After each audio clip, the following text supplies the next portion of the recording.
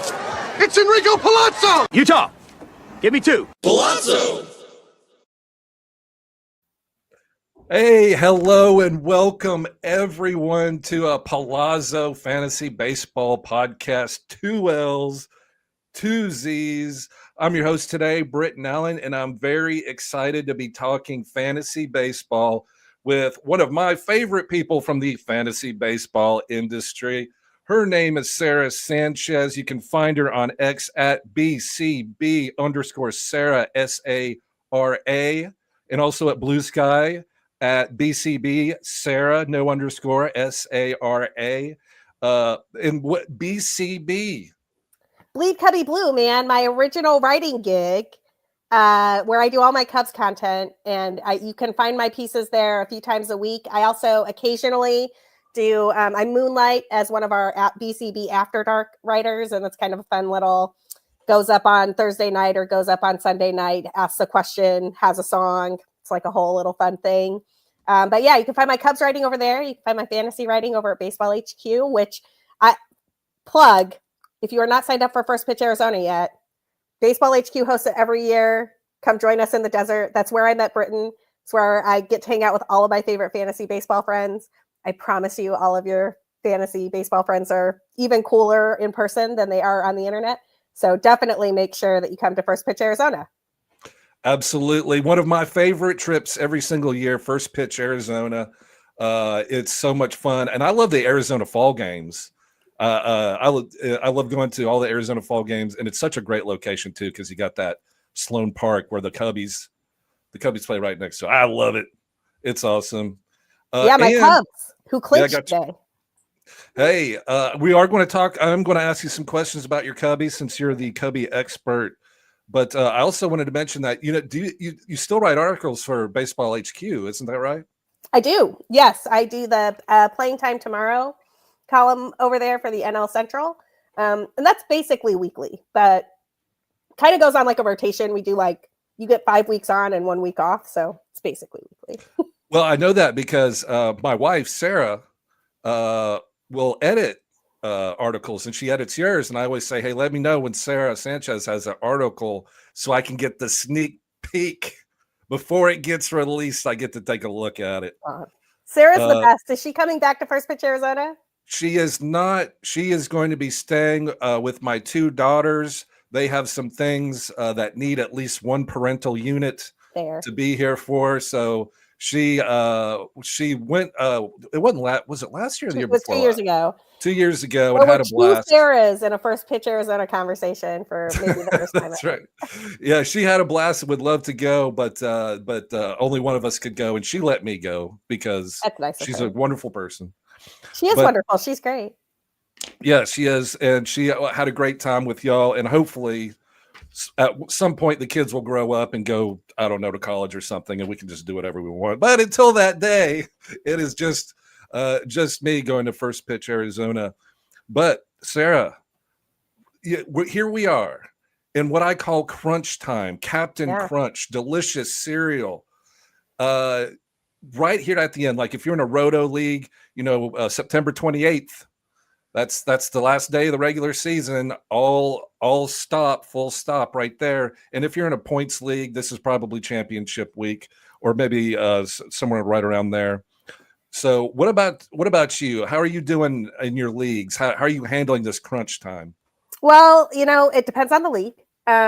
So I have a league where I've been basically between first and fourth for the last month and a half. And that league is super winnable. So I'm trying to eke out every single point I can get there. I've got a main event qualifier that I feel like I'm too far behind in to come back, but I'm in fourth. There's a lot of points between fourth and first, though. There's like 15 points, and I don't know if I can make up 15 points, but I'm trying. I'm doing my best. I am a league. You have those leagues that you can't do anything in, like a gladiator league or something like that. There's also I'm part of the First Pitch Arizona rookie draft, and so we do a draft before FPAS every year that is only rookie eligible players, but it's redraft. So it's not like you don't keep the guys from before. You're just trying to play a redraft league with only rookie eligible guys. And I am in second there right now. There are no moves I can make. There's nothing I can do. I don't think I'm going to catch James Anderson, but I think I'm solidly in second. And I would like to thank my new personal favorite Cub, Moises Ballesteros, for making that a reality. How did I know Moises Ballesteros would come up? I'm so happy because I remember we saw him live. We did. At First Pitch Arizona, yes, and you pointed him out. You said, that's the guy right there. And, listen, man, if you're in a league where he's still available, he should not be available. He's hitting cleanup for the Cubs every day right now. The hit tool is nuts. Like I'm not trying to go ahead of the rundown here or anything, but he strikes out less than 20% of the time. He walks more than he strikes out, and he hits for power. He is 21 years old. He hit a home run 112 miles per hour off the bat today that would have blown your mind. Like I'm so enamored. I love him. And he's been great. He should be rostered everywhere. Yeah, he's a rookie, but he has a long track record of success in the minor leagues and the upper leagues. So that's a good indicator that he's going to be successful. And love hitting at Wrigley Field. You probably heard of it, or you've been there several thousand times, or every now and again. I live 5 blocks from Wrigley. For those of you who don't follow my Cubs exploits on Twitter or Blue Sky, but please do.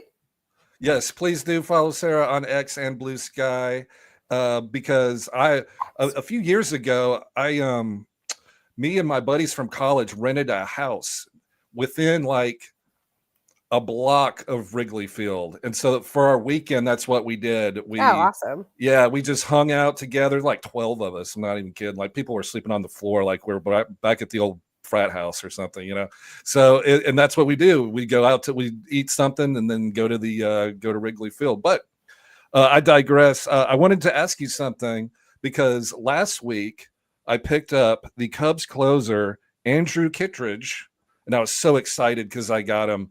And I was like, oh, he got 3 saves. Well, somebody else picked up Brad Keller, and lo and behold, yesterday and the day before, these go Brad Keller saves. So what do you think? Is that just how it worked out, or are we in a committee situation?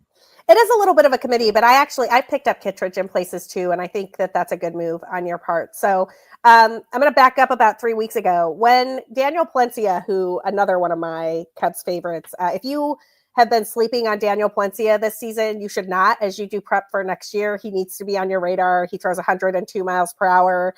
He has all of the things you want for an elite closer. He had a little bit of a shoulder issue, so he threw a pitch and it kind of. You saw him kind of grab, and it was like, yikes, like looked like it could be season ending or something.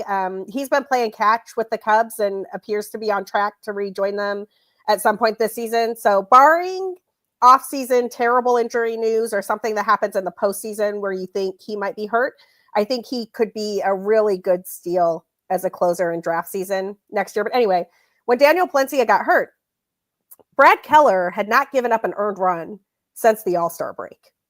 Not one, like zeros across the board since July 18th. And he's the setup guy in the 8th. So a lot of people, myself included, kind of thought Brad Keller would be the dude. But if you looked beneath the surface a little bit, the Andrew Kittredge, who the Cubs acquired at the trade deadline from the Orioles, has the best K-minus BB on the team since he came over from the Orioles. So you kind of have to like take out the Orioles stats there and just look at the body of work he's done with the Cubs.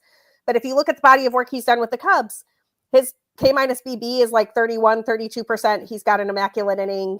I think he's gotten 4 save opportunities so far this season with the Cubs. Now, I do think there's a little bit of mix and matching going on at the end of games for Craig Counsell right now. If he thinks Keller is more likely to match up well with the guys who are coming in the 9th, he'll go that route. If he thinks it's Kittredge, he'll go that route. I also think he's kind of deploying Keller in a high leverage situation. So Keller might pitch the 7th, Keller might pitch the 8th, and then Kittredge comes in the 9th. But I think he leaves one of those guys in reserve to pitch the 9th, if that makes sense. Yeah. So I like both of them. I think Kittredge is probably going to get more saves than Keller, but I think they're both going to get saves down the stretch. Yeah, I couldn't agree more. They're both worth grabbing if you have like I'm in a league where there's like 3 saves are the difference between first and fifth. That's 5 So points, man. I'll tell you what, everything matters. Every inning pitched, every save, everything matters. So I like them both. I picked up Kittredge. I'm hanging on to him. If I could pick up Keller too, I might as well pick him up too. And it's funny how the Cubs like closer situation. It's just kind of been, like Presley and then Porter Hodge. What happened to Porter Hodge? Where's Ben Brown? Like what happened? I don't know. But Kittredge and Keller are the guys to get. What about a little bit of suspense here? I think Britton is frozen, so I'm not sure who we're going to talk about. But we are definitely going to talk about somebody great when Britton comes back. While we are waiting for Britton's internet to unfreeze, and I learned who this question is, somebody in the chat mentioned, don't forget Sarah's in the Pallazzo Invitational. I am in the Pallazzo Invitational, and I'm doing pretty well in the Pallazzo Invitational. So I got to take a look at where my people have landed there, but I am in the Pallazzo Invitational. You froze right as you said, what about? And so I don't know how to answer your question. I'm in the Pallazzo Invitation too. I don't think I'm doing very good. It's just one of those things. I'm going to look that up right now, but what was the question? What about? I'm sorry. I was asking about Jameson Taillon. Oh, sure. Yeah. So J-Mo is really interesting to me. If you need strikeouts, he is not your dude. Unfortunately, at least not at this point in his career. He's also prone to give up homers. But he doesn't walk a lot of guys, so he tends to give up solo homers instead of huge amounts of runs. Pretty good in a quality start league. He's going to get a ton of innings. Craig Counsell needs innings. The thing that is probably the biggest danger for the Cubs heading in to the postseason, Matthew Boyd is at a career high in innings. He hasn't looked very good his last 4 or 5 starts. Sorry, Matthew Boyd owners. I have a bunch of Matthew Boyd. He's won me a ton of leagues, but I think the magic might be off the Matthew Boyd shine at this point in the season. Cade Horton, who has also been excellent, winning me some pitching categories in terms of ratios and getting wins here and there. He's basically on a pitch count. I mean, he goes 5 or 6 innings, but he doesn't really throw more than 80 pitches in any outing, which kind of makes what he's done even more impressive, in my opinion. But so the Cubs have 2 guys who they really need in the postseason that are basically close to or above their innings max. And then they need innings from a guy like Jameson Taillon. So Taillon is going to get to go. He's going to get to throw 6-7 innings, and he's going to rack up those wins, and he can rack up some quality starts for you down the stretch. Did he pitch today or did he pitch yesterday? He pitched Monday at Pittsburgh. It pitched well. It was really good. Yeah, he pitches. But I think he's a Great American Ballpark next. Which yes, exactly. I don't know, man. In beautiful Cincinnati, Ohio, right there in downtown Cincinnati. I don't know if I want to play Jameson Taillon if I'm tight in my categories or my my WHIP and ERA, but then again, if you need wins though. Wins are another one of those categories like saves where you can make up 5 or 6 points really easily, and Taillon will get you some wins. Totally agree. Wins is like in most of my leagues, that's like the tightest, which is funny. Like after 1,500 innings pitched of everybody or somewhere around there, everybody's pitchers, that it's literally like within 1 or 2 wins. It's shocking how that turns out after all these months. Absolutely. But all right. So I was these last 2 weeks, I'm looking for like who's hot. Like Buster Poindexter, hot. I got to have somebody hot to help, give me those last minute stats. And one of the guys that's super hot, if you're looking for a hitter. Man, these like every time the name is about to come out of Britton's mouth, the internet gods are not on our side tonight, y'all. I'm curious who he might say though. So let me see if I can pull up the fantasy player rater for the last. Who is it, Britton? We missed the name. We got everything but the name. I'm so sorry. I'm having some technical difficulties apparently, but we'll soldier through. Austin Martin for the Twins, second baseman. And I always think about, every time I see his name, I think about the car, that James Bond drove. Yeah. not Aston or Austin Martin. Aston Martin, but it's close enough, man. Martin. It makes me confused for this British luxury automobile. Anyway, but I'm talking about the player Austin Martin, 2020 first round draft pick, last 15 games is an 832 OPS, 289 batting average. He's not going to hit you any power, but he's going to bat second in the order every single day, lefties and righties, and get you batting average, runs, RBIs. I don't know if your middle infielder is kind of sucking, kind of slumping, and it's a redraft or whatever. Hey, get rid of it and go pick up this hot hitter. What do you think? No, I think that's a great call. He also will steal you some bags. He's got 8 stolen bases so far in his time with the Twins, hitting 314 in September so far. He's, and power is one of those interesting things. Like we in the fantasy community tend to think about power as home runs. How many home runs can this guy hit me? But there's also a difference between the guys who are hitting you like slap singles and the guys who are hitting doubles, hitting triples, right? And I think Austin Martin, to my mind, at least, and looking at some of these WRC plus metrics and looking at a handful of other things here, has a little bit more extra base potential, at least on the like double side of things, than he does. He's not a 0 in that category, right? This is more like Nico Horner power than it is like a slap hitter. I guess Nico Horner is a slap hitter, but you know what I mean. Like he can leg out, leg out a triple. Yes, 100%. And Moises Ballesteros is on fire. I agree, Uncle Ted. That is correct. There you go. I love Moises Ballesteros. Let's see. What other hot hitters are you looking at? Uncle Ted mentions them in the chat. Ooh, look at that. Look at that. I hit the button and there it popped up. It's like I'm a pro or something. Totally awesome.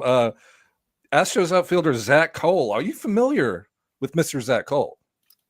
I am not familiar with Mr. Zach Cole. That's because he came out of nowhere to replace Jordan Alvarez, who may or may not about to go on the IL. We're not 100% sure with an ankle injury. Going on. It's Jordan in 2025. He's going on the IL. He is the reason that half of my teams are failing. And oh no. I did this to myself. It's fine. I knew better. I was chasing power early in drafts this year instead of speed. And so I locked up a bunch of like Jordan. I have a bunch of just Kyle Schwarber. Like I got a bunch of the big beefy power bats, and Jordan did very little for me except sit on my bench. Yes, it's been a tough year for Jordan Alvarez and his drafters. That's just it. It's kind of like on again, off again. Had a great season last season. Everything held up, all that great power. Yeah. Zach Cole, man, looks like hitting 375, 474, 750 in 19 plate appearances so far. That'll play. 2 home runs. Yeah, that's what we say. That's the motto here at the Pallazzo podcast, 2 L's, 2 Z. Carpe diem, which, as me and Mike V always say, is French for eat more beignets. Eat those beignets while you can, because endless beignets is not a thing. So you just got to eat your beignets when you can. Carpe diem. So grab a rando hot hitter that is 100% on your waiver wire is Mr. Zach Cole for the Astros, because just like you said, who knows how long Alvarez is going to be out. So you just want to pick up some hot hitter and ride it out till he gets not hot, because he's definitely going to get not hot. But, well, let me give you a name that I like as a hot hitter who is not 100% rostered at this moment in time. He's been wicked good for the last 2 weeks. It's a name that will be familiar to podcast listeners. Mickey Moniak over there in Colorado. Yes. Scorching the baseball, y'all. And he's playing for, he's playing for a terrible team, but that just means he's going to play, and he's going to get to play through it. Still a first round pedigree guy. And when he gets hot, he can win you a league. Maybe not a guy you want to keep on your roster all year, but if he's available, pick him up, throw him in a spot if you can, and ride out a hot streak. He's the perfect type of player we're talking about. One that can catch fire, play Coors Field, and just rack up some hits and batting average and probably some home runs too. Lefty power bat, never a bad thing. I like him a lot. Here's another guy I wanted to talk about. He's kind of been on the radar for a while, but just in case he slipped through the cracks, Washington Nationals outfielder Dalen Lyle has been crazy hot, scorching hot. Like that time I took the brownies out of the oven and it slid and hit my forearm hot.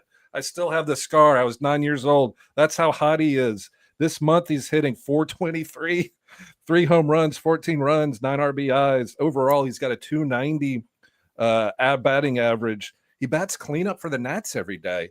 He's doing what you wanted James Wood to do. He's been great, and I actually just saw him at Wrigley because the Nationals were just in town playing the Cubs, and he hit 2 triples in the same game. It was out of control, man. Like I don't remember the last time I saw a player hit 2 triples in a game. It was pretty nuts. He's got good speed. He's got good power. In the last 14 games, 3 home runs. He's hitting 389, and despite being on a team that is not that great, 7 RBIs. 13 runs, that'll play. Absolutely must roster Dalen Lyle. I love guys like this that aren't a regular starter, right? Like he's trying to make an impression. Yes. Like he's playing for his career. Like he's going to impress the new general manager. They fired Rizzo. And so like he's trying to make the he's playing for now, sure, but he's really playing for the rest of his life, like his career. And when you got that fire and plus he wasn't on the starting day roster, so he's probably a little bit fresher than most of the guys in there. But yeah, Dalen Lyle, and you just gotta love the name Dalen. Like what up, D-Day? I love you, Dalen. Keep hitting, buddy.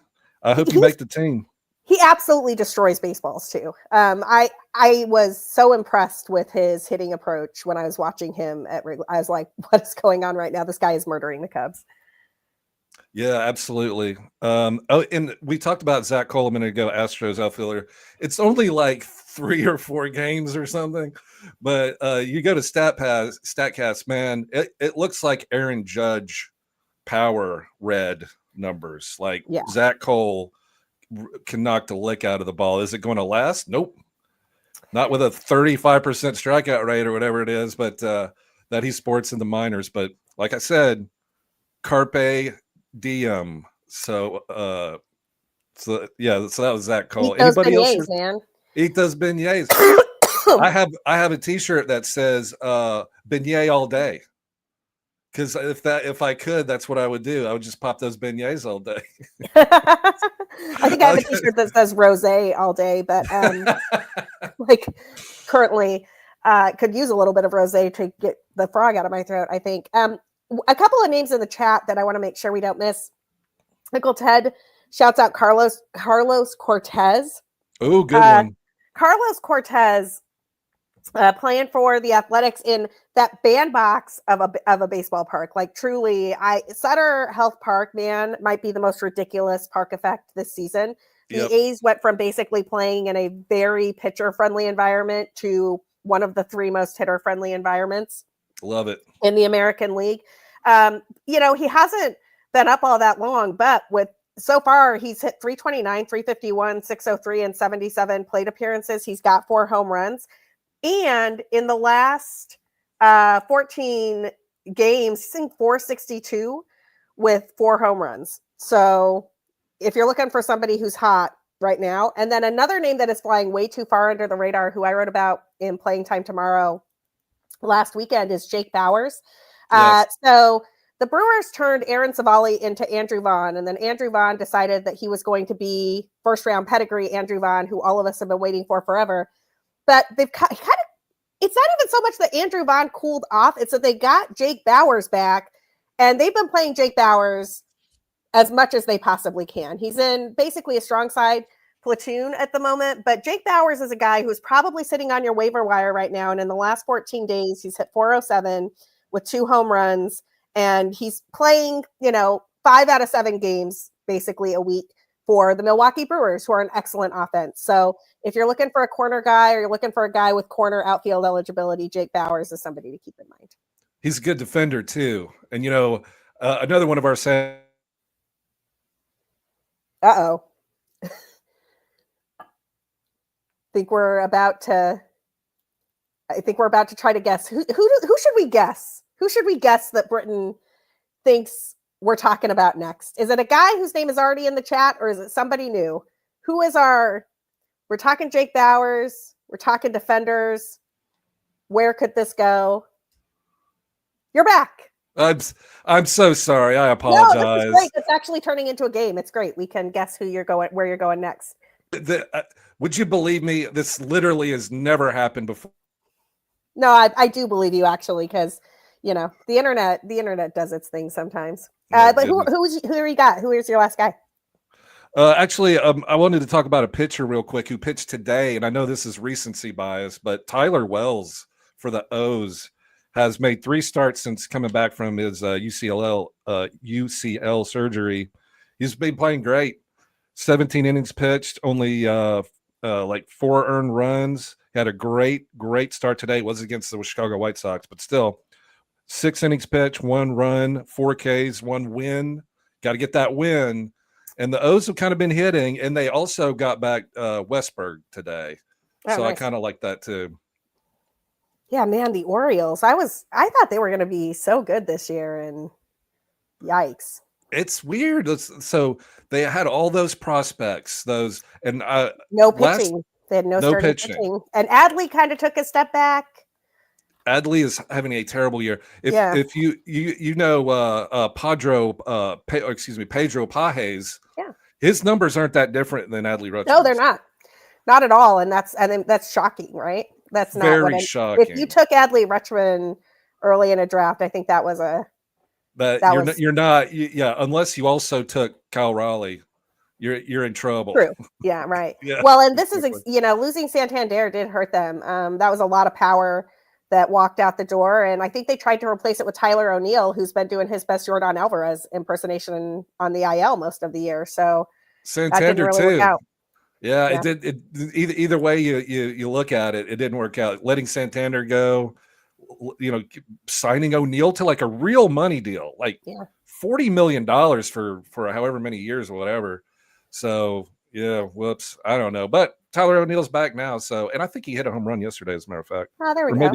Maybe today. So, in the season strong. There's somebody in the Conley Early, another pitcher that has been called up by the Boston Red Sox. Uncle Ted mentions him. Yeah, this dude looks legit. He's had only 2 starts, and he'll probably, go through some rough patches. But man, he looks good. 18 Ks in 10 1/3 innings. Just bowing through, making it look easy against big leaguers. Like, what's up? He's like, I'm 20 years old. Get out of here. Well, and one of the things that's interesting about the Red Sox to me right now, just kind of a little bit of trivia.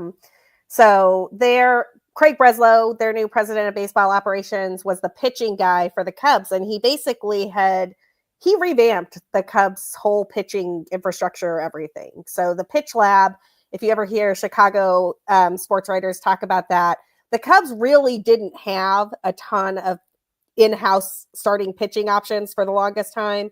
The pitch lab really changed that. That's where you get the development of Justin Steele. You get the development of a guy like Javier Assad. You get the development of prospects like Cade Horton and Ben Brown. And Craig Breslow really oversaw all of that. I think that you're seeing a little bit of that, his mindset with how he thinks about pitching in terms of how they're advancing some of the Red Sox young pitchers. And, there have been quite a few success stories that have come out of Boston this year, even playing for other teams, right? Like Quinn Priester was traded away from Boston to become, I don't know, man. He's like Jose Quintana light for the Orioles. He just goes out there, 6 innings, doesn't give up a bunch of runs, gets you a win. Yeah, he's got like 14 wins on the year. It's crazy, Quinn Priester. But he's doing it. Sal Stewart in the chat from Charles G. Lynch also 100% agree. A couple weeks ago for Baseball HQ was wondering if it was going to be a Sal Stewart September, and it has been a Sal Stewart September. This kid also he has no idea that he is supposed to be a prospect and struggle. He's playing Spencer Steer out of a job right now, and that's kind of crazy when you think about it. What a great story too. Listening to his interviews, he is a ball of positivity and energy, and I'm so happy that y'all brought up Sal Stewart. Man, he is just hitting left and right, and it looks like he's not going anywhere. He's up to stay. and because they did release, we poured one out the other day. Jake Fraley, they DFA'd Jake Fraley. Do you remember him? I do. I just saw him with the Braves. Yeah, so the Braves must have caught him off the waiver wire or something. But yeah, but Jake Fraley, he's out. But they still have my one of my favorite players, TJ Friedel. For now. That's right. Now. Yeah, the Reds are an interesting team, and they're still playing for something, right? Like I was really glad that the Cubs were able to clinch today because I've been staring at their last 10 games on the schedule for a while now and worried it was a trap because they go to Great American Ballpark for 4 games and the Reds are still in it. Terry Francona is one of the best managers the game has ever seen. The man is going to wind up in the Hall of Fame. You do not want to be going head to head against a guy managing a young, talented team when there's still stuff to play for.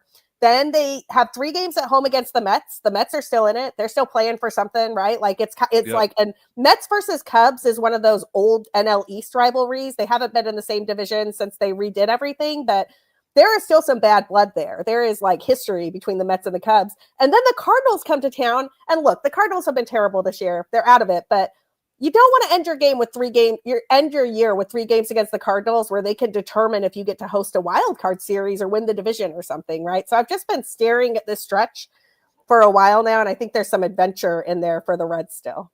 Yeah, it's going to come down to, and you're right. You make a great point with Terry Francona as such a great manager, players manager. Everybody's going to play hard, and that's dangerous, especially when you're at home.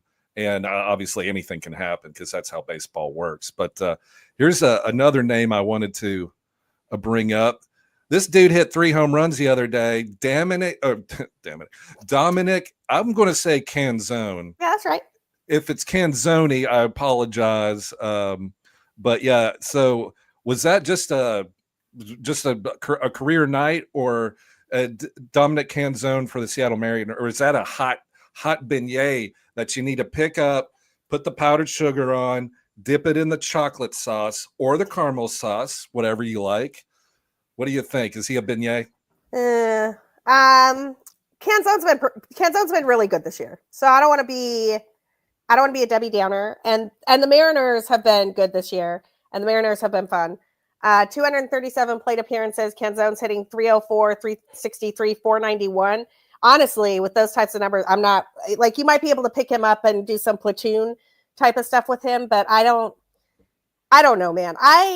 Canzone is one of these guys I used to pick up for like a UT type of guy when I really needed to not take a 0 and then drop him immediately. So I'm having a hard time believing in this, but it does look sustained. And I don't think he's going to hit you 3 home runs most weeks. I don't think he's going to hit you 3 home runs most months, but I do think he can hit for average, and he's in a good lineup.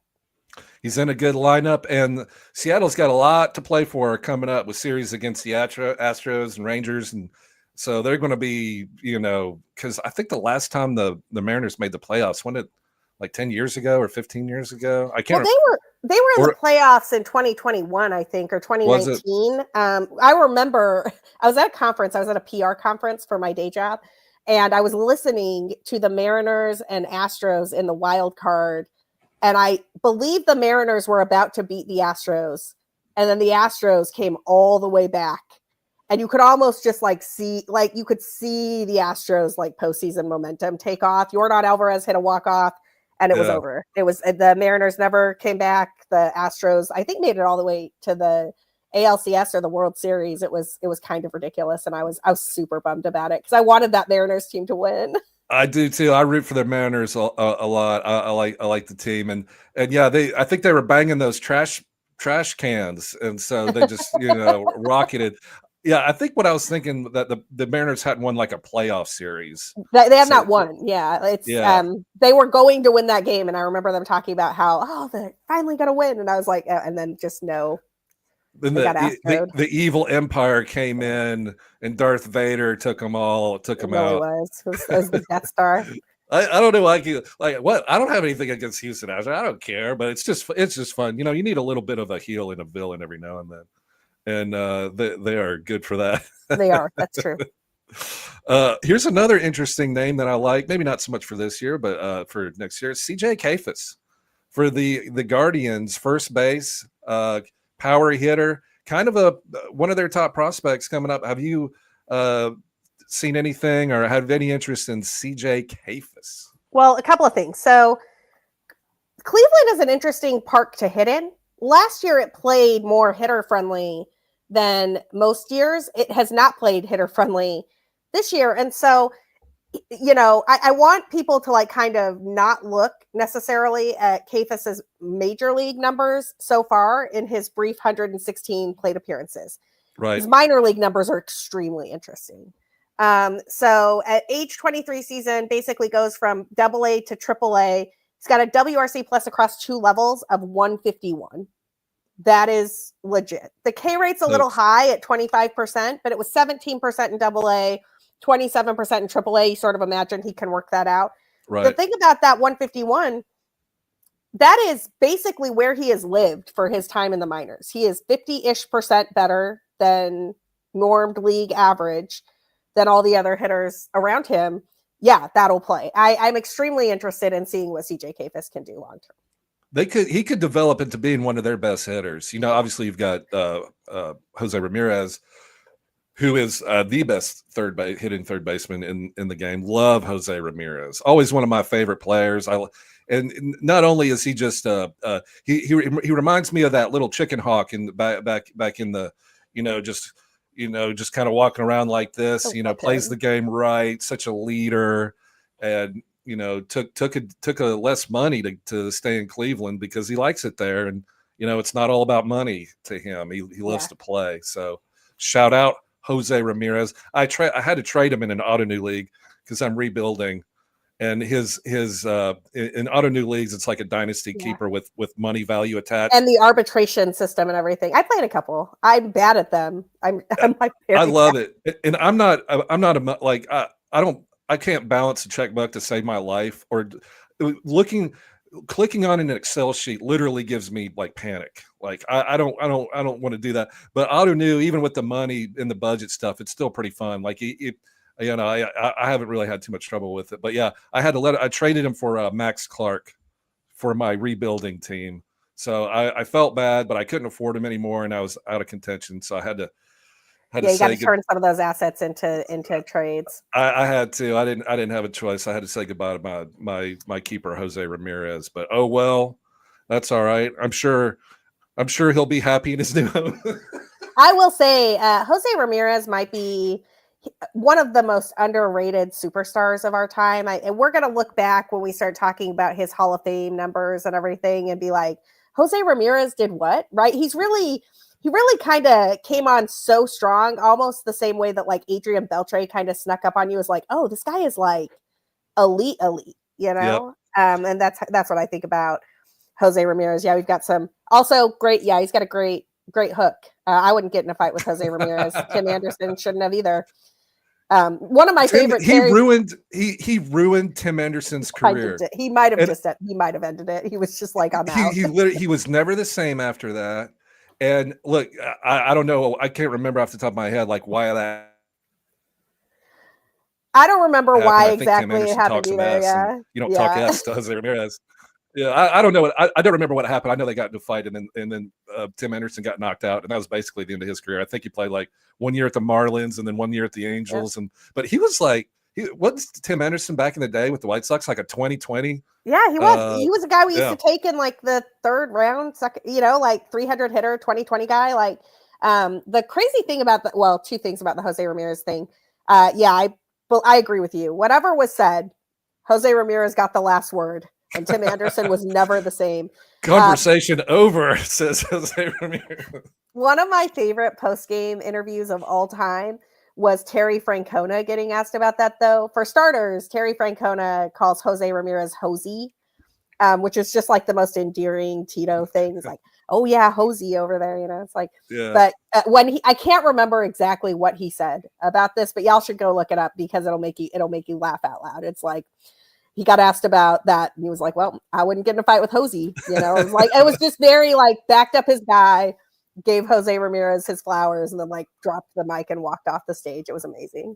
Yes, I love Terry Francona too. He's one of my all-time favorite managers, and I'm happy that he's back in the game and hopefully health-wise, Yeah. doing really well. And that's why I've kind of been one of the reasons I've been kind of a Cincinnati fan.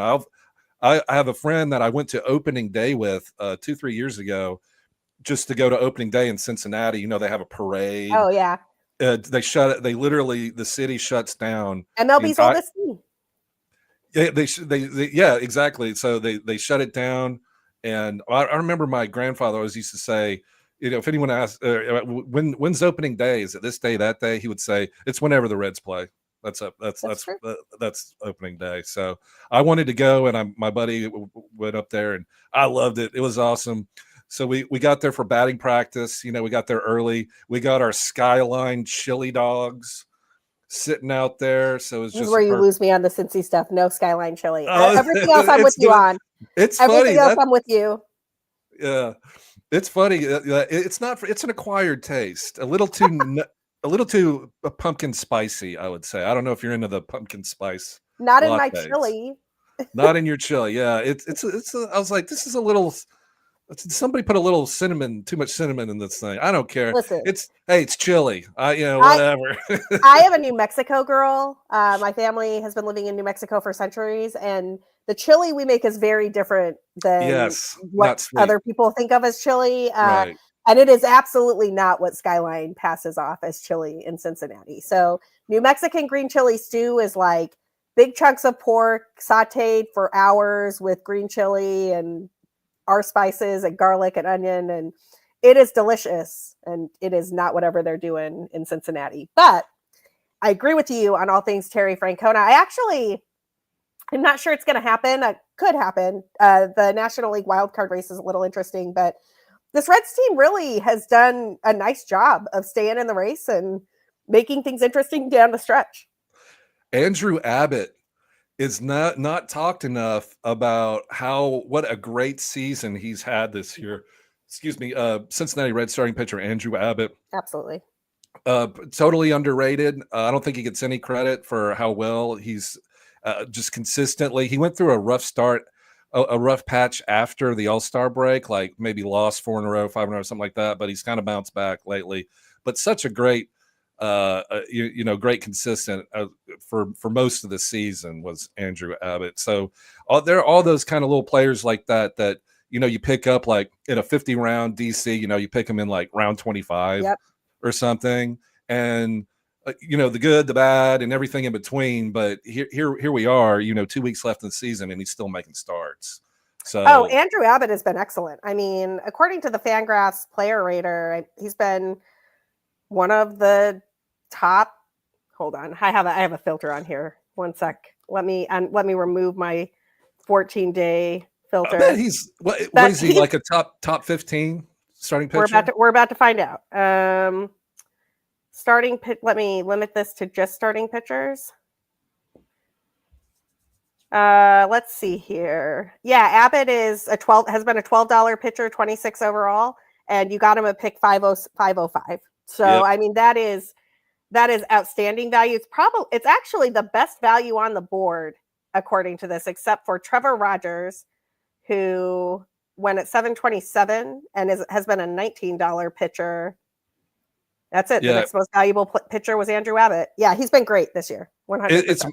And he was good last year too. Of course, I don't think anybody believed in it, and that's why he got him, at that ADP. But yeah, he's been a great story because I normally would never ask you to do this, Britton, but I need you to put the Nick Lodolo is Timu Pavetta comment on the screen because that is correct, and that's hysterical. I don't know who that is, but well said, F. That is correct. Shout out all the folks in our live chat. Thank you for being with us. I know it's late in the season and people are fantasy football, and I got to go pick up Troy Franklin, whoever that is. I don't know. Somebody said I need to go pick him up. But but thank you all for being here. F, shout you out, Uncle Ted. You all are correct about the handedness, but that's funny stuff, man. So let's see. Any other hot? Yeah, here we go. See, this is Uncle Ted's thing. Is about the the lefty hitters. He loves the lefty hitters. I mean, lefty starters have been pretty legit for sure. A lot of guys who have overperformed from the left side. And a lot of those guys too are from like we were talking about it earlier. You said Sutter Health Park in beautiful Sacramento, California. Lefty power is what you want, because that right field, line is like 315, or maybe it's not that ridiculous, but like Tyler Soderstrom was a great late round pick. If you got him, if you were in a DC and you got Tyler Soderstrom and Cal Raleigh, you're probably in the top 3 of that league, just based on or Shea Langoliers also up there too. But yeah. What Sutter Health Park, I don't think we're talking about this enough. So I did a piece last year for FTN on single year park factors. And I recognize that for like understanding a park longer term, 3 years is better because you lose some of the noise or like some of the climate things that might have been going on or whatever. But for fantasy purposes, single year actually gets you a lot of information about, hey, was this guy overperforming? Was this a fluke? Is this pitcher going to be as good next year as this year? Those types of things. And one of the things I wanted to know was how would Sutter Health Park and Steinbrenner Field play? And we just didn't really have good answers for it. Single year park factors. Coors Field has a single year park factor of 115 overall. Its home run park factor is 111. Yeah. Sutter Health Park is second. 108 overall. Home run factor of 113. Wow. 113. Love it. Like, give me bombs for days at Sutter Health Park. The Cubs played their series against the Athletics early in like April, and it was cold. And they were putting up 9 runs, 11 runs. I was like, what is this park? And something's going on out there, y'all. But beware A's pitchers and draft A's hitters. KC Bubba, all in preseason, said he's been to Sutter Health Park. He said he's been there. It's hot. It's hotter than heck, and balls are going fly out of there. So you're exactly right. Give me all those. I mean, they make Jacob Wilson look like a slugger out in Sutter Health, It totally does. And, Steinbrenner hasn't been that. I mean, it's been better for the Rays, I will say, because the Trop was always a pitcher's park, has always been a pitcher's park.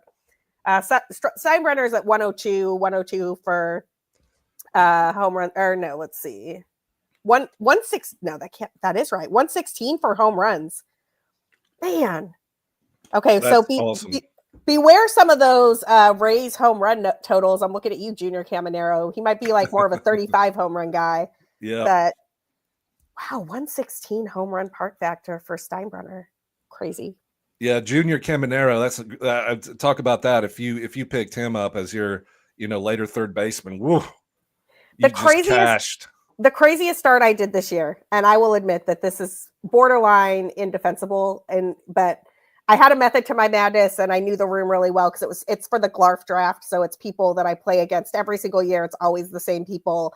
I know how hard that room is. I think I was picking 12th or 13th, so I had Jenny Butler and Lucas Beery on the turn behind me, and I knew I had to make decisions, right? And I just had to be okay with it. And so the first 5 picks I had there, I picked Paul Skeens, Yordan Alvarez. That was the miss. Yeah. Mason Miller, Junior Caminero, Wilson Contreras. Yeah. The part of that did not work was Yordan Alvarez. The rest of that was so solid. It was so good.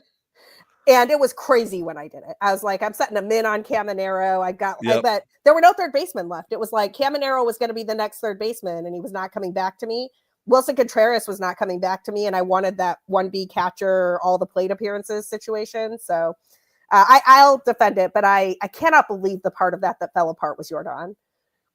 Yeah, it's just one of those things. It's just injuries. Like if you go to any of your, or speaking for myself, I guess all my DCs on NFBC, and you look at the pitchers, 95% of them have the little red thing next to it. Like I'm down to my last 9 pitchers that are still pitching. One of them, like, it's random too. I've got Tyler Kinley starting in 2 leagues because it's either I start him or start somebody that's on the IL. Like I don't have a choice. So But it all comes down to that luck injury factor. A lot of it does. And then also hitting on people you believe in, like Junior Caminero, like you did. And one guy that's done me, or that's not really good English. One guy that's done me right. See, every now and then my Tennessee-ness comes out. Listen, every now and again, my rural Utah comes out. I definitely understand. But one guy I loved was Brandon Lowe, not Lau, or maybe it is Lau. Brandon Lau, Josh Lowe. Brandon Lau, Josh Lowe, Nate right. Lowe.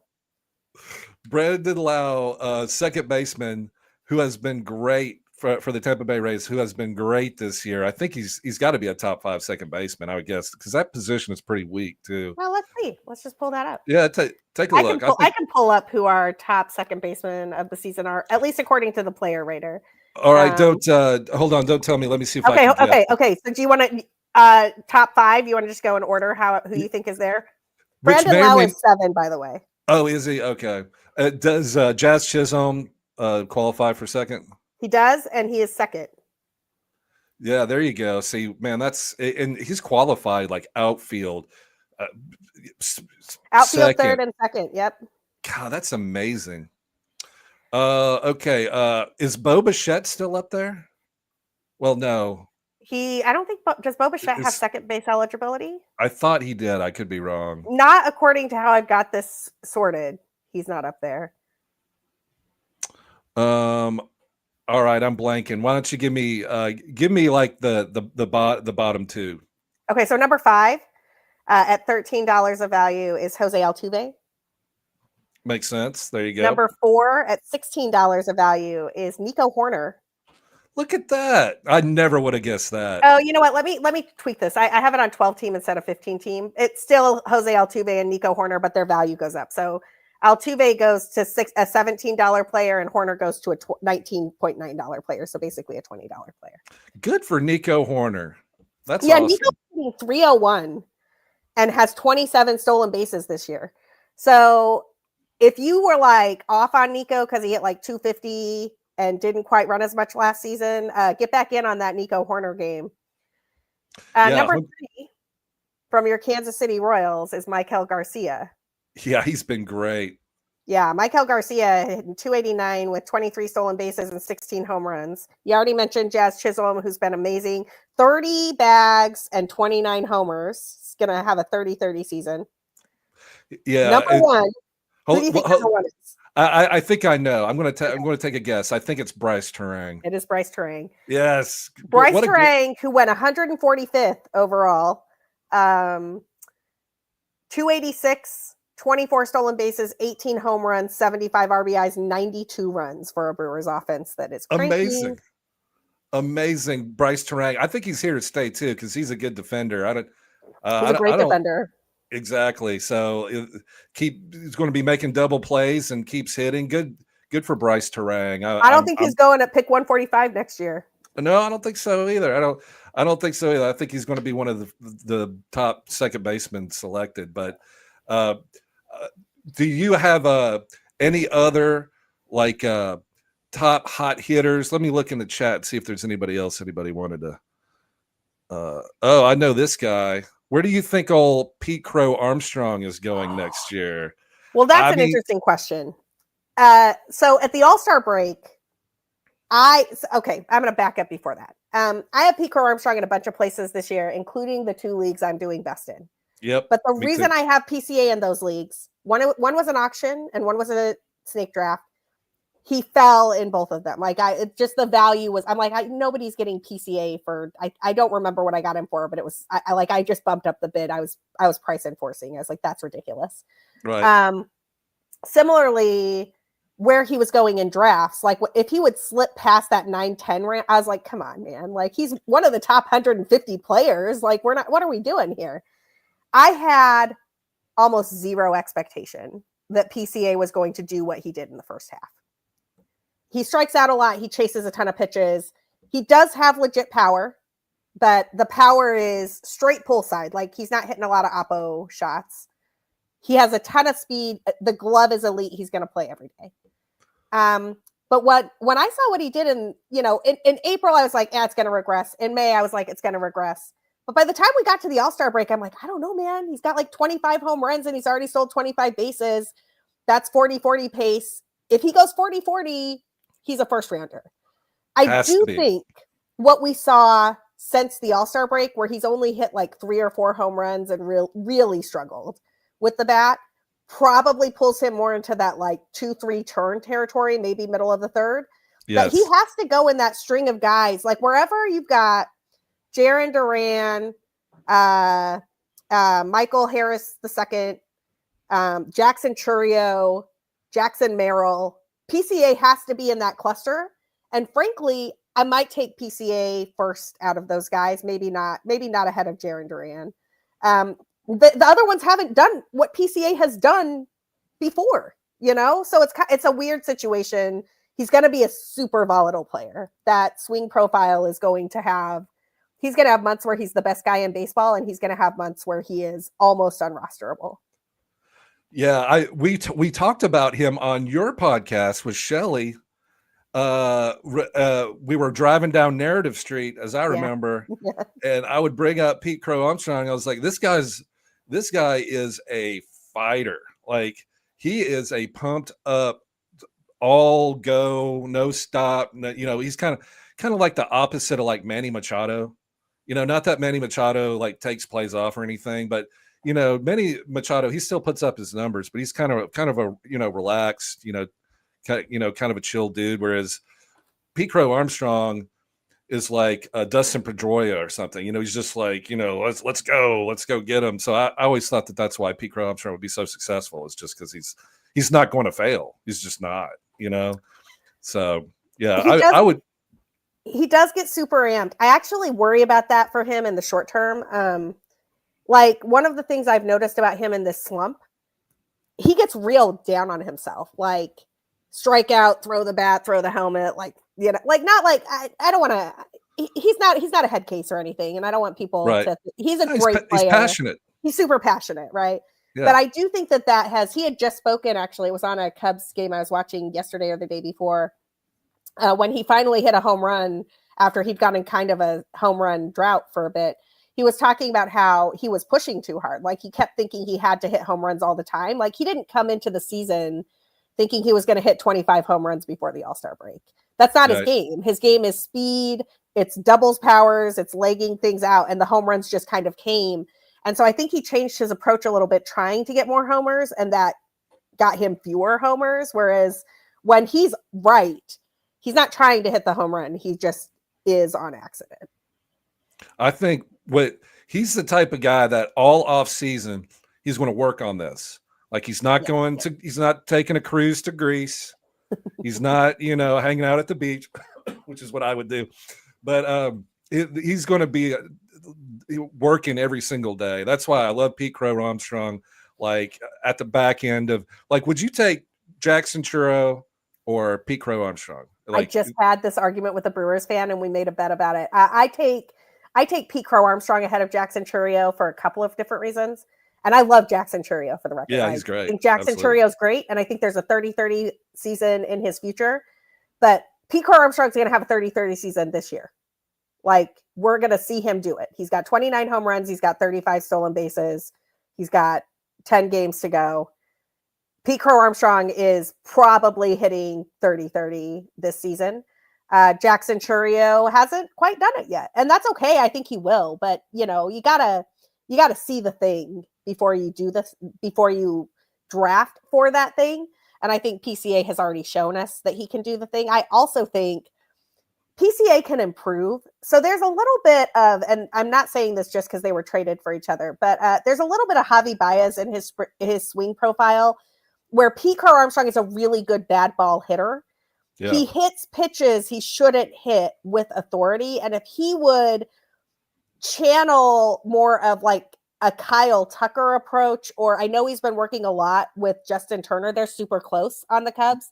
If he would take some of what he's getting from Justin Turner and force pitchers to throw him his pitch, I think he'd just be a monster. I think he'd be 40-40, and I think the defense is I know we don't have defense stats in fantasy. It is important because it's your playing time.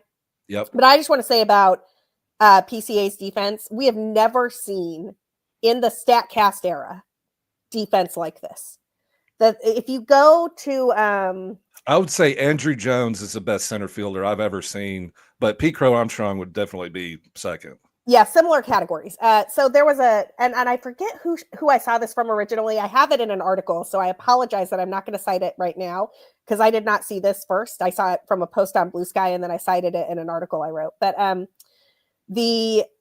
looked into it a little bit more.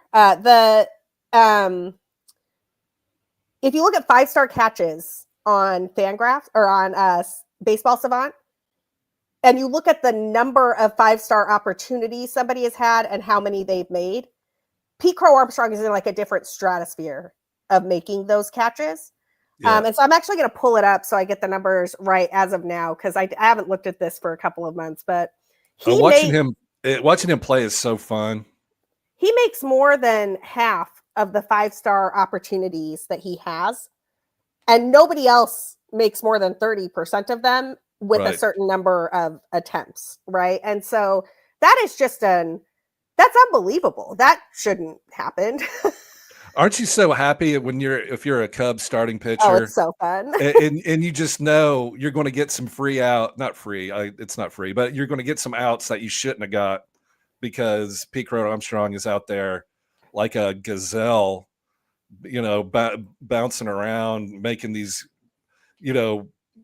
completely impossible catches almost look easy, Oh, he is an unbelievable defender to watch. And I actually think, and this is where I might get myself in trouble here.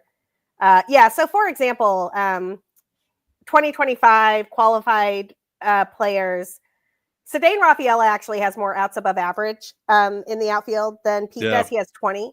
But if you look at 5-star opportunities, Cedane Rafaela has 22 opportunities and he's gotten 5 outs. So 22.7%. That's pretty good, right? Yeah. Pete Crow Armstrong is second. He has 14 outs and 24 opportunities for a 58.3% shot of making an out on a 5-star catch.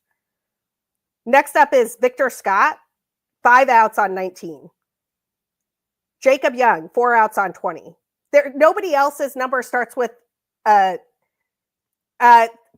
Denzel Clark with the A's has 4 outs in 12 chances, and that is the only other number that starts with a 3.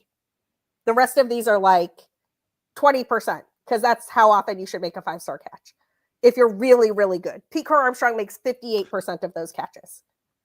Crazy. I think Pete Crow Armstrong is the type of player that is just going to get better. You know what I mean? Like, he's already elite. But as he gets a little bit older, maybe swing decisions, maybe a little bit better, but he's still going to have that fire and he's still going to steal 40, 50 bags. Yeah. So, yeah, well, I think sky's the limit. And I think that, and you were talking about Andrew Jones. Andrew Jones kind of missed the StatCast era. Like, we don't have those types of metrics for him.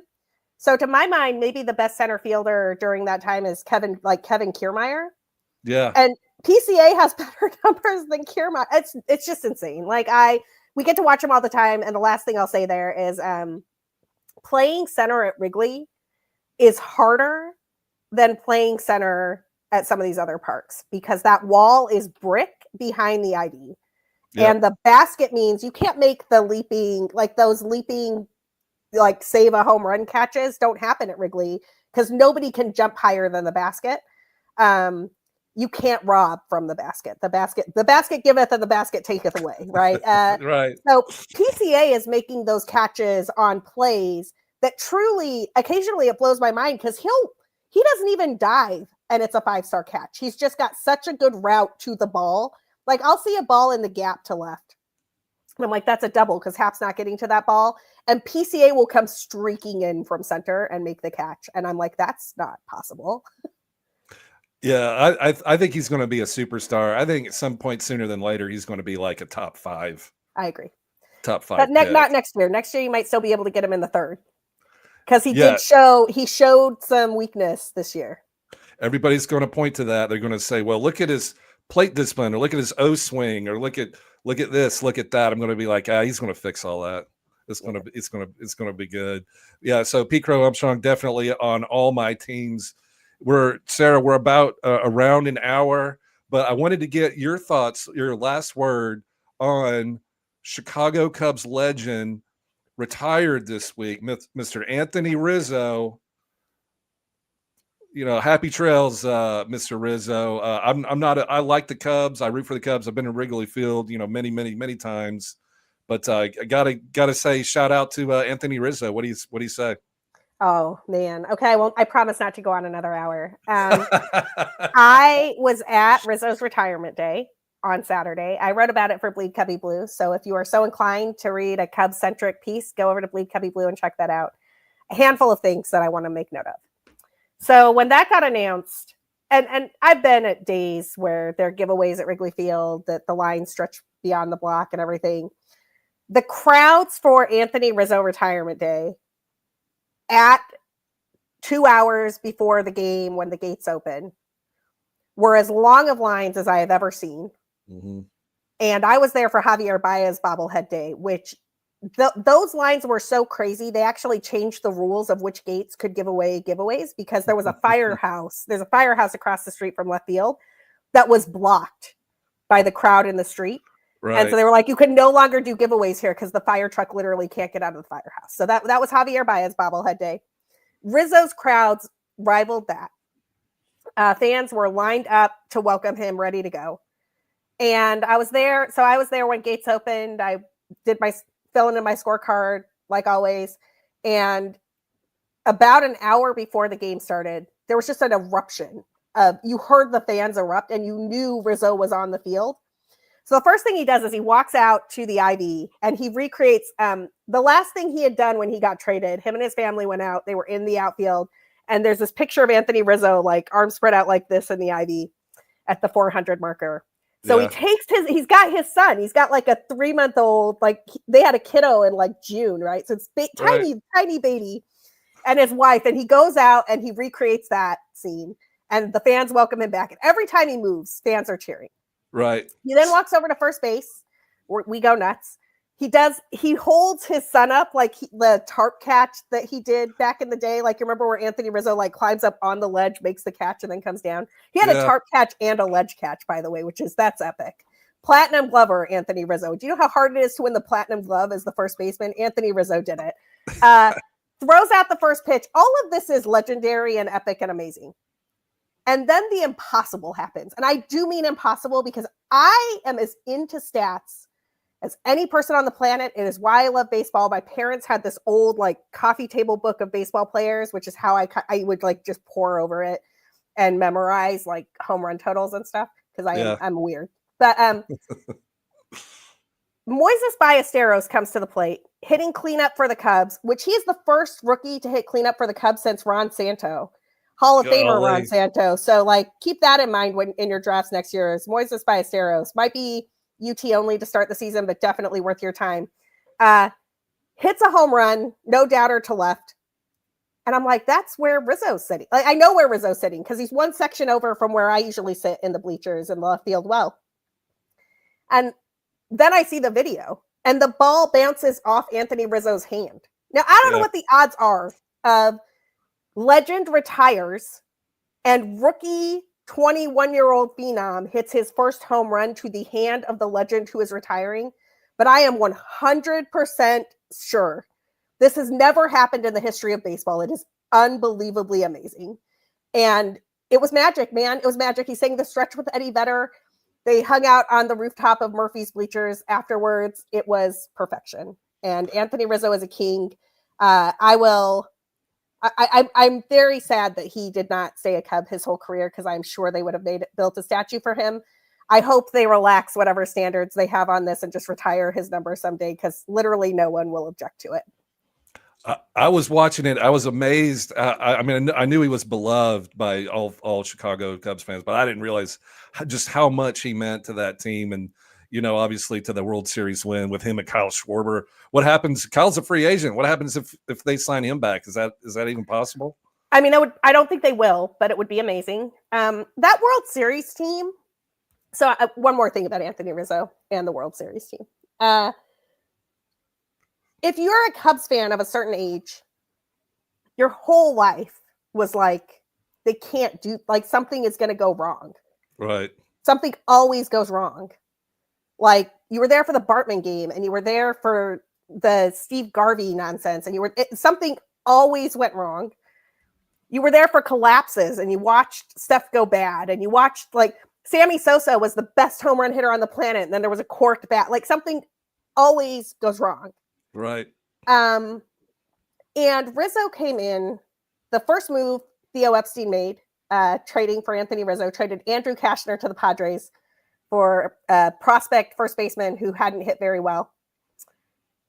And when Rizzo showed up at Wrigley Field, he became the leader of that team. There's this game they played against the Reds in like 2012 or 13. I can't remember exactly which year, where Aroldis Chapman buzzes the tower of Chris Coughlin. Yeah. And Coughlin, you know, he's fine, but whatever. But as Rizzo comes out to first base, the Reds dugout is kind of jawing at him. And Rizzo goes, he's like going to take on the entire Reds by himself. Like, he throws his glove down and starts walking over there. Right. And we were all like, yes, we have a guy. We've got a guy, right? So Rizzo was first. He signs a team-friendly extension to make this happen in Chicago. And then they start putting the pieces around him. So they draft Kyle Schwarber with like the third or fourth pick overall. And everybody's like, why are you drafting this guy who's never going to catch with the third or fourth pick? Well, because he hits like David Ortiz. That's why. Right. You know, they go out, they get Chris Bryant. They go out, Javier Baez and Wilson Contreras were actually already in the system. They were Hendry people, which is a whole other riff that I have. We can do another time. And then they sign some pitchers who are winners, right? Like, they signed John Lester and John Lackey. They bring in these guys Theo knew from his Red Sox day. And they say, game on, right? Yep. And that team was incredible. The 2016 team had no idea that they were supposed to lose, or that something was supposed to go wrong. And they didn't. They did not lose. They were so good. Kyle Schwarber tears his knee up, like the third game of the season, has a fully reconstructed knee, and watches 2,000 breaking pitches in the Arizona Fall League before he comes back and is the designated hitter in the World Series. It is one of the most unbelievable things I've ever seen in my life. Anthony Rizzo was at the absolute center of it. It was amazing. Oh, we might have lost Britton.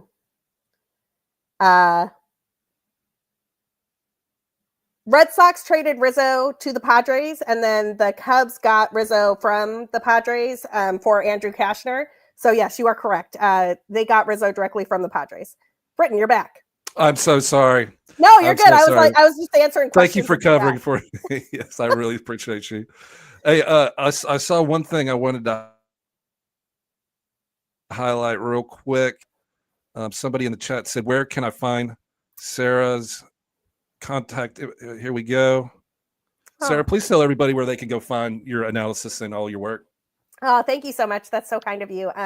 I do Cubs writing at bleedcubbyblue.com over on SB Nation. I also host a podcast with a handful of people from that site. It's called the Bleacher Bunch Network. I'm on Cup of Cubby Blue, and on our Thursday night, we do a live show, kind of like this, Thursday night at 8:00 Central. So I'm on that a couple of times a month. And then I also do my fantasy analysis is all at Baseball HQ. So I write their Playing Time Tomorrow column for the NL Central. And I am keeping an eye on all of the rosters, 40-man, minor league, all that jazz, to see who the next Sal Stewart or who the next Moises Ballesteros is going to be, trying to help you out that way with your fantasy teams. Sara, I can't thank you enough for doing this. I apologize for some of these technical difficulties, but as pros do, you handled it and kept the show going. I greatly appreciate you. Thank you so much. Anytime, man. This was a blast. I hope everybody that has a chance to go to follow you on X and Blue Sky and everywhere else you are, and maybe enough people click on there that she'll come back and give us some more fantasy baseball talk and advice, because you are awesome, Sara. Thank you so much. Thank you so much for having me. And yeah, at BCB_Sara over at X.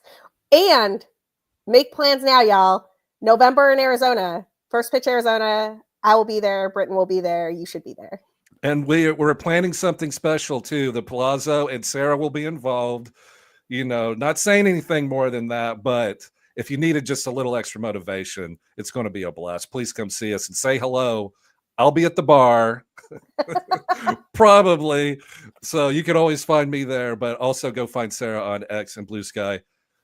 Sara, I'm gonna click the button to end stream, and I think that's it. Bye. Thanks, See ya.